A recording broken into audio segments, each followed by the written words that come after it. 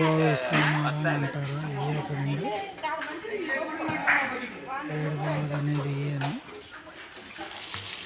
బాగా చూడండి. ఈ బావుల్లో నీళ్ళు పోసుకుంటే కనుక చాలా పుణ్యంగా ఉంటారు. ఈ ఏడు బావులు స్థానం అంటారు. చిలకలపూడి దగ్గర సముద్రం ఒడ్డున ఏడు బావుల స్థానాలు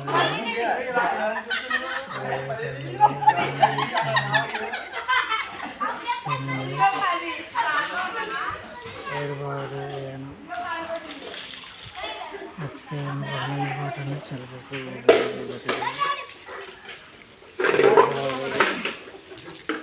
చెప్తే చాలా మంచిది.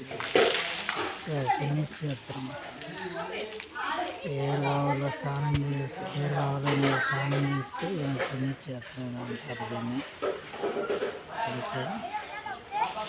ఏడు బావులు మీకు నచ్చితే కనుక లైక్ ఇది కొట్టండి. ఏడు బావులు లైక్ కొట్టండి.